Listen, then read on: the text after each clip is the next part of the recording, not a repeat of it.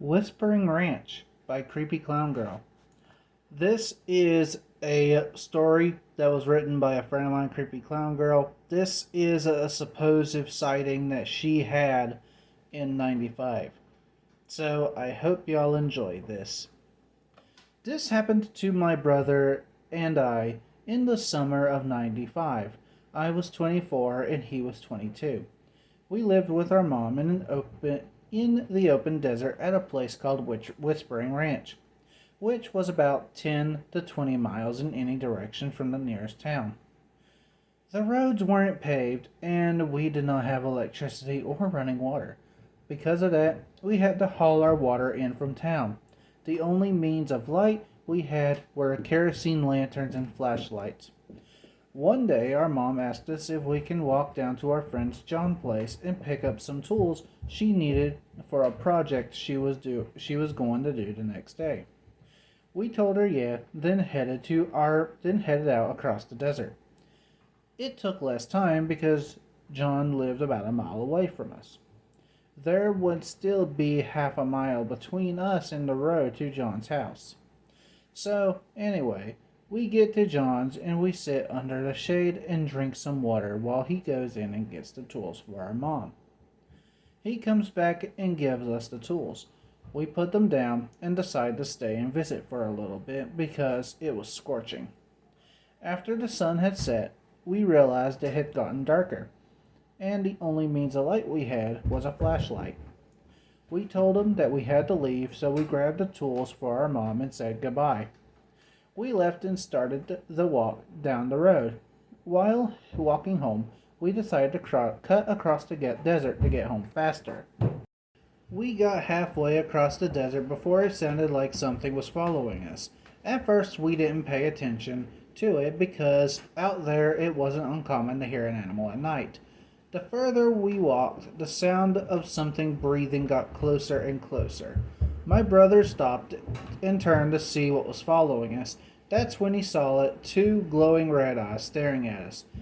He tugged my arm, shushing me, and told me to move slowly, be quiet, and don't look back. I didn't listen to him. Turning back, I saw the eyes and screamed. We took off running towards our moms, and that's when it started chasing us. I ended up tripping, hitting my face on the ground between the night sky and our light. There was no telling where we were going, but I got up and saw red eyes and screamed for my brother. He came back and grabbed me, shoving the flashlight in my hand, and we started running again. And so did the thing that was chasing us. By this time, we were scared, and there was nothing to protect us from whatever was chasing us. But somehow, for a brief moment, my brother and I got separated, and that's when I fell again, rolling over onto my back. I sat up, pointing the flashlight into the direction of the animal, and that's when we saw what was chasing us. It was huge, and I imagine if it stood, it would be about 8 feet tall. It had long, shiny black fur, a snout like a wolf, long claws, and it smelled like rotten flesh. It snarled at us, looking with its dead, cold eyes. We were scared, frozen in place, at the sight of what was in front of us. My brother snapped out of his trance, dragging me up to my feet. We wasted no time running as the creature screeched at us with a horrendous force. The creature pursued us quickly. I could feel its hot breath on the back of my legs. I thought it was gonna get me at any second. Just then, the light of the bonfire came into view. We ran towards it, seeing my mom and family members. We collapsed in front of them, terrified, and for a few moments couldn't even talk. They looked at us in confusion, wondering what we could have been worked up about. That's when we told them what happened. Nobody believed us. They laughed and called us chickens because they thought that there was nothing to be afraid of. The next morning, I woke up and went into the kitchen.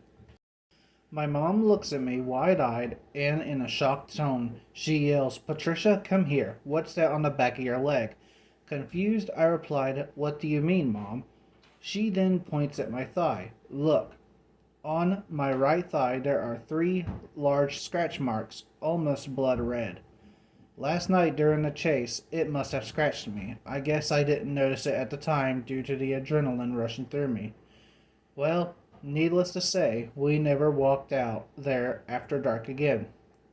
Hello, everyone. This is the Sleeping Wendigo, and this was a story that Creepy Clown Girl allowed me to narrate of something that happened to her when she was younger.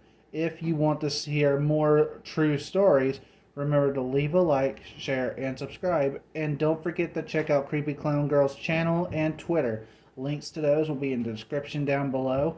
And, as always, I will see you all next time.